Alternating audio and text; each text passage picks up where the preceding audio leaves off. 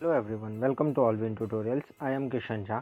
आज हम पढ़ने जा रहे हैं अपने organisation of commerce that is OC का फर्स्ट चैप्टर का थर्ड पार्ट। मीन्स इससे पहले वाले दो वीडियोस में हमने देखा था कि इकोनॉमिक एक्टिविटी और नॉन इकोनॉमिक एक्टिविटी क्या होता है, बिजनेस क्या होता है, और प्रोफेशन और एम्प्लॉयमेंट के बारे में भी हमने पढ़ा था कि क्या होता है।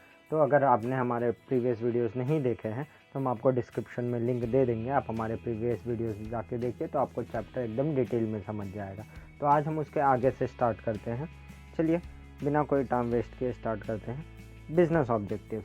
अब हर एक चीज़ का एक ऑब्जेक्टिव होना चाहिए, स्पेसिफिक गोल होना चाहिए। अगर गोल नहीं है तो हम लाइफ में कुछ अचीव नहीं कर सकते।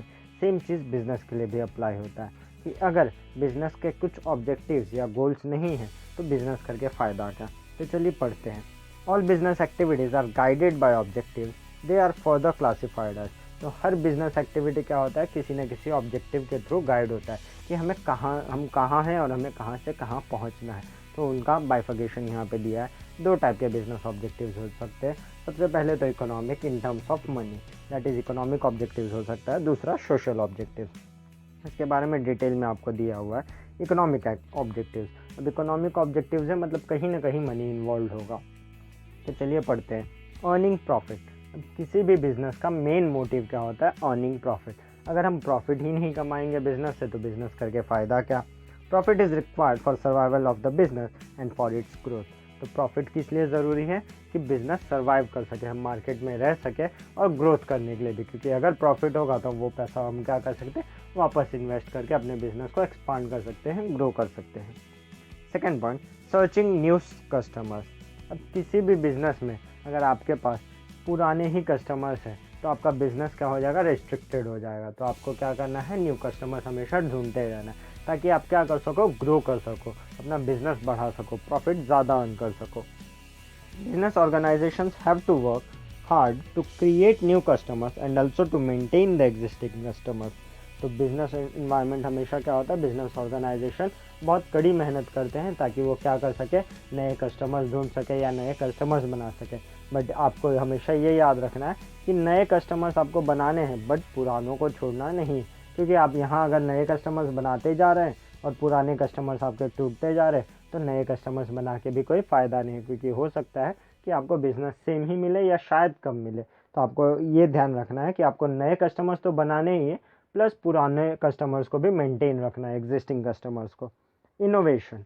अब अपने प्रोडक्ट में क्या कीजिए, कुछ ना कुछ नया इनोवेट करते रहिए, भले उसका पैकेजिंग हो या फिर उसके क्वालिटीज़ में इम्प्रूवमेंट हो या कुछ ना कुछ उसमें इम्प्रूवमेंट लाते रहिए, इनोवेट करते रहिए।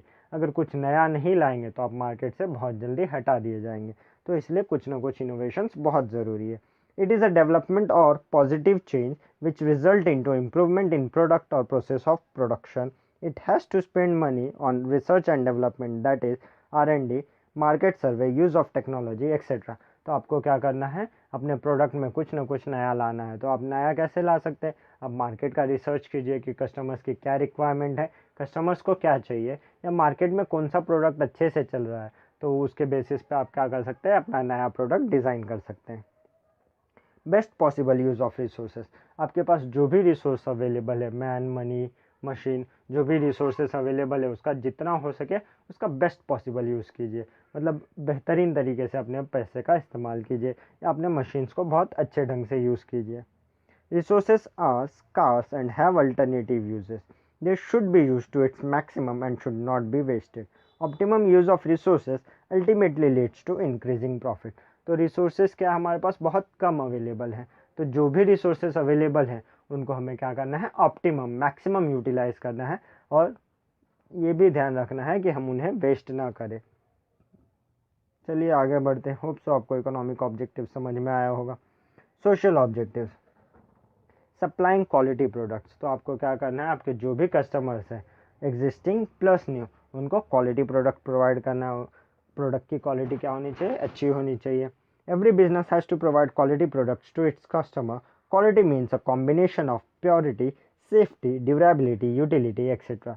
तो क्वालिटी का मीनिंग यहाँ पे आपको डिफाइन किया गया है कि क्वालिटी का मीनिंग क्या होना चाहिए, प्योर भी होना चाहिए। मीन्स आपको क्या करना है, उनको अच्छे से अच्छा प्रोडक्ट देना है जो उनके लिए सेफ़ यूजेबल हो, ड्यूरेबल हो। ड्यूरेबल मीन्स लॉन्ग टर्म चले, या फिर जो भी उसका long term in the sense अब हम बोल सकते हैं कि कुछ चीज़ें, जैसे देखो आपने ड्यूरासेल का ऐड देखा होगा, तो ये सब चीज़ें क्या होती है, लॉन्ग टर्म बेसिस पे होती है, ठीक है। तो ऐसे ड्यूरेबल हो, यूटिलिटी मीन्स हम उसका यूज़ प्रॉपर तरीके से कर सकें, और भी ऐसी बहुत सी चीज़ें। Avoiding unfair trade practices, unfair means जो लीगल ना हो या फिर जो मोरली हम एक्सेप्ट ना कर सके, ऐसा अनफेयर ट्रेड प्रैक्टिस ना हो। तो ऐसे चीज़ों को हमें क्या करना है, अपने बिजनेस में अवॉइड करना है। Unfair trade practices like black marketing, misleading advertisement, wrong measurement etcetera should be avoided. It is important for survival and growth of a business unit. तो आपको क्या करना है, जो भी अनफेयर ट्रेड प्रैक्टिसेस है, जैसे ब्लैक मार्केटिंग हो गया, मिसलीडिंग एडवर्टीजमेंट, एडवर्टीजमेंट में कुछ गलत बताना कि हाँ हमारा प्रोडक्ट ये एक्स्ट्रा करता है या ये चीज़ें करता है, तो आपको मिसलीड नहीं करना है अपने कस्टमर्स को। जो भी आपके प्रोडक्ट की क्वालिटी है वो एक्चुअल क्वालिटीज़ आपको बतानी है। अपने कस्टमर्स को क्या करना है, मिसगाइड या मिसलीड नहीं करना है। रॉन्ग मेजरमेंट नहीं देना है कोई भी। तो ऐसी चीज़ें आपको अवॉइड करनी है ताकि आपका बिजनेस ग्रो कर सके और लोगों को आप पे भरोसा हो। एम्प्लॉयमेंट जनरेशन, अब अगर बिजनेस एक्सपांड करेगा तो बट ऑब्वियस से एम्प्लॉयमेंट भी जनरेट कर पाओगे आप। एम्प्लॉयमेंट कैसे जनरेट होगा, अगर बिजनेस एक्सपांड होगा तो हमें और लोगों की ज़रूरत पड़ेगी, और लोगों की ज़रूरत पड़ेगी तो एम्प्लॉयमेंट अपने आप जनरेट होगा। Business is a socio economic institution. Business should create jobs for skilled and unskilled people. It should provide employment opportunities to economically backward and divyang person.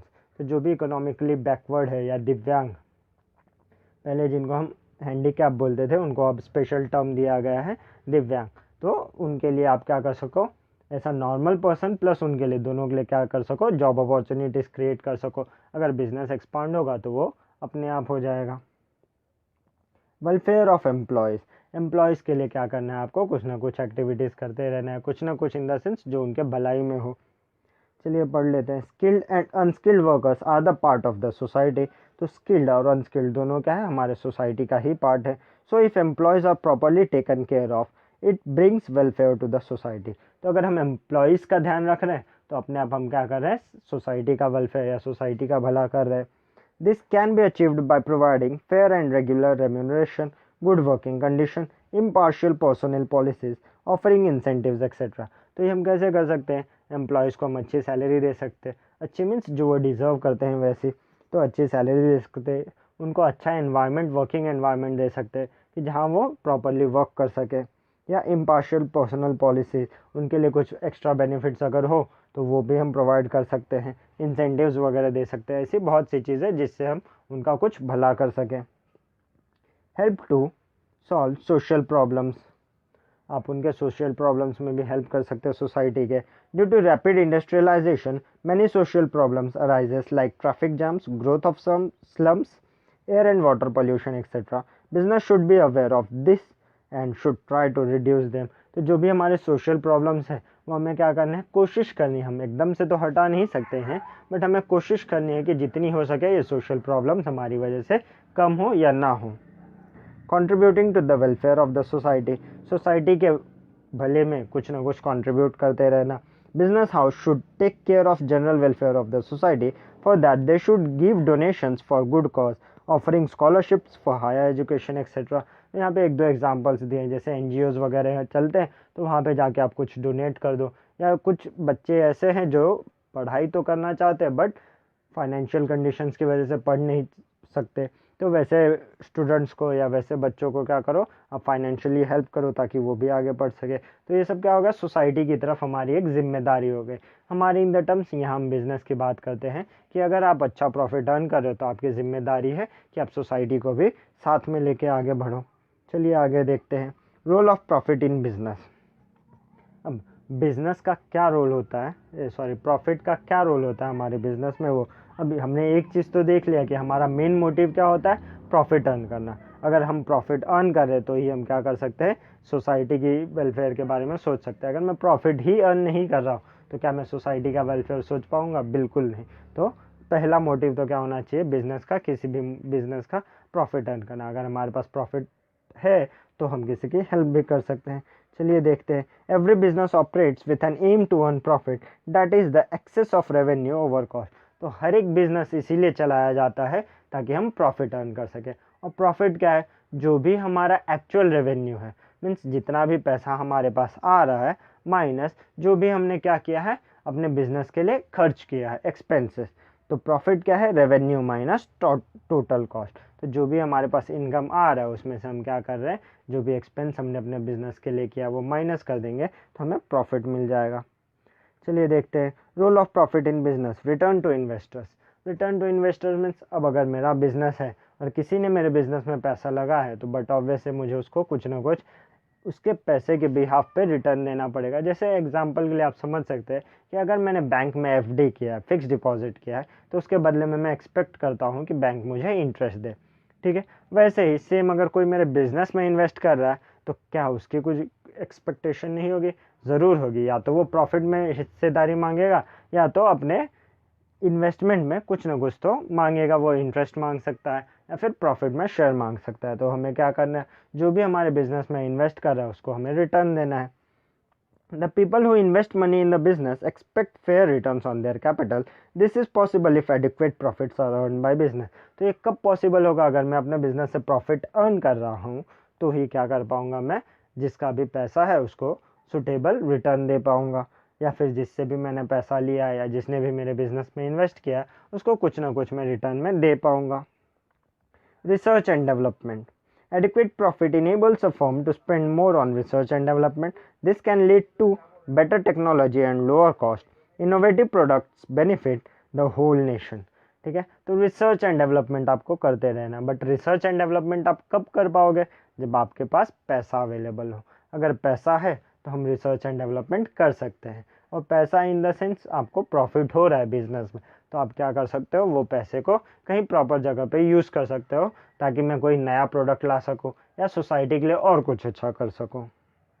तो ये कब होगा, जब मेरे पास अच्छी खासी प्रॉफिट होगी और मैं वो प्रॉफिट का यूटिलाइज प्रॉपर तरीके से कर सकूंगा। ग्रोथ एंड एक्सपांशन, अब प्रॉफिट होगा तो ग्रोथ एंड एक्सपांशन के भी चांसेस है, क्योंकि अगर मुझे प्रॉफिट हो रहा है तो मैं क्या करूँगा, नए नए प्रोडक्ट के बारे में रिसर्च करूँगा, मार्केट रिसर्च करूँगा, उसके बेसिस पे नया प्रोडक्ट लॉन्च कर सकता हूँ। नया प्रोडक्ट लॉन्च कर सकता हूँ मतलब मैंने क्या किया, अपना प्रोडक्ट लाइन बढ़ा दिया, एक्सपांशन कर लिया, या फिर मैं कहीं पे नया बिजनेस यूनिट भी सेटअप कर सकता हूँ। Retention of profit is the internal source of funds. This profit can be used for increasing the volume of business through expansion and diversification. The portion of the profit is reinvested in the business for further development. तो आप क्या कर सकते हो, वो profit थोड़ा थोड़ा बचा के फिर से कहीं नए प्रोडक्ट के लिए इन्वेस्ट कर सकते हो या किसी नए मार्केट में एंटर कर सकते हो। तो इसी प्रॉफिट को हम क्या करते हैं, वापस से अपने बिजनेस में री इन्वेस्ट करते हैं ताकि हम अपना डेवलपमेंट बिजनेस का कर सकें। Increase efficiency, profit facilitates payment of various dues in time. It also motivates the employees working in the organization. This finally leads to increase in overall efficiency of the organization. तो increase in efficiency मतलब आप जो भी काम कर रहे हो वो ज़्यादा इफेक्टिव वे में कर सको। इफेक्टिव वे में efficiency का मैं अलग एग्जांपल देके एक मीनिंग एक्सप्लेन करने का ट्राई करता हूँ, और होप सो आपको सारी चीज़ें समझ में आ रही हैं। अगर आपको कुछ भी नहीं समझता है तो आप हमसे कमेंट सेक्शन में पूछ सकते हैं, हम कोशिश करेंगे आपका रिप्लाई ज़रूर दें। तो एफिशिएंसी मतलब फॉर एग्जांपल कोई काम मैं 6 घंटे में कर रहा हूँ, सेम काम सामने वाला बंदा 8 घंटे में कर रहा है, मतलब कौन बेटर तरीके से काम कर पा रहा है। सेम काम में डिफरेंस होगा, मतलब हो सकता है एफिशिएंसी अफेक्ट हो। अगर सेम काम मैं 6 घंटे में कर रहा हूँ, कोई दूसरा बंदा 8 घंटे में कर रहा है, मतलब मैंने वही काम 6 घंटे में कर लिया, मतलब मैंने जल्दी किया, मतलब ज़्यादा एफिशिएंट हूँ मैं। सेम काम के लिए कम टाइम ले रहा हूँ तो मैं ज़्यादा एफिशिएंट हूँ। इसी हिसाब से आप बिज़नेस के पॉइंट ऑफ व्यू से सोचिए कि आपको एफिशिएंसी इंक्रीज़ करनी है। मेरे पास कैपिटल भी सेम है, वर्किंग भी सेम है, सब कुछ सेम है, बट अगर मैं ज़्यादा प्रॉफिट अर्न कर पा रहा हूँ तो मैं क्या हूँ, ज़्यादा एफिशिएंट हूँ।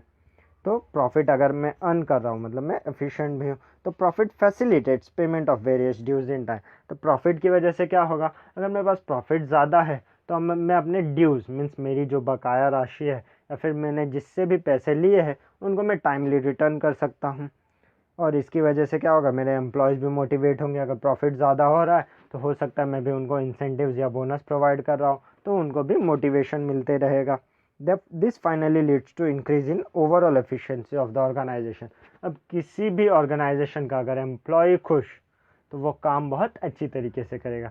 आप किसी भी एम्प्लॉय को अगर दुखी रखोगे तो वो पूरे मन से काम नहीं करेगा, तो क्या होगा, ऑर्गेनाइजेशन का एफिशिएंसी वैसे ही कम हो जाएगा।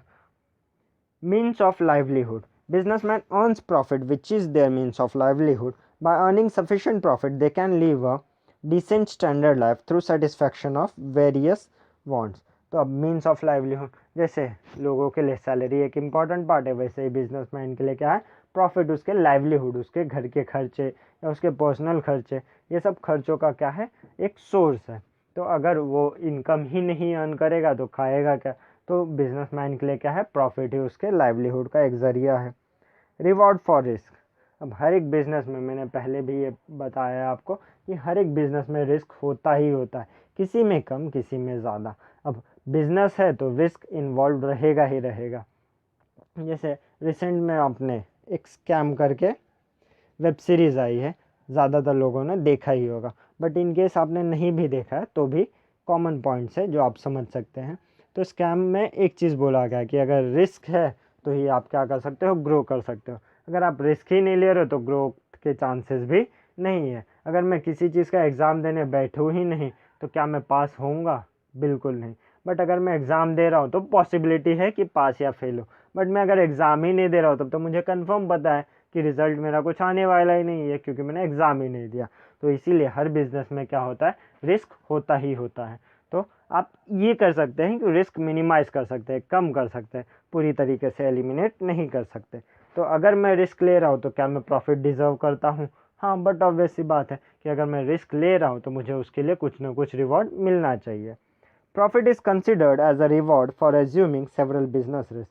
तो प्रॉफिट क्या है, उसी रिस्क के लिए मुझे जो रिवॉर्ड मिल रहा है उसको हम प्रॉफिट बोलते हैं। Profit also serves as a protection against those risks which cannot be insured. Example, fall in demand, adverse government policy, etc. Profit हालांकि मेरे रिवॉर्ड के लिए रिस्क है, मेरे रिस्क के लिए रिवॉर्ड है, बट क्या ये मेरे लिए प्रोटेक्शन भी नहीं है कि इन फ्यूचर अगर गवर्नमेंट की कोई पॉलिसी चेंज होती है या फिर डिमांड में डिक्लाइन आता है, फॉल आता है, तो भी क्या है, मैं वहाँ से अपना मेंटेन रख सकता हूँ। मतलब जो भी मेरे खर्चे हैं वो कुछ लिमिट तक मैं क्या कर पाऊँगा, मेंटेन कर पाऊँगा। या कोई चेंजेस हो भी रहा है गवर्नमेंट के पॉलिसीज़ में तो मुझे ज़्यादा अफेक्ट नहीं करेगा, क्योंकि मैंने पहले के प्रॉफिट्स क्या हैं, थोड़े बचा के रखे, जो एट करंट में यूटिलाइज कर सकता हूँ। सर्वाइवल, अब किसी भी बिजनेस का सबसे मेन पॉइंट होता है सर्वाइव करना।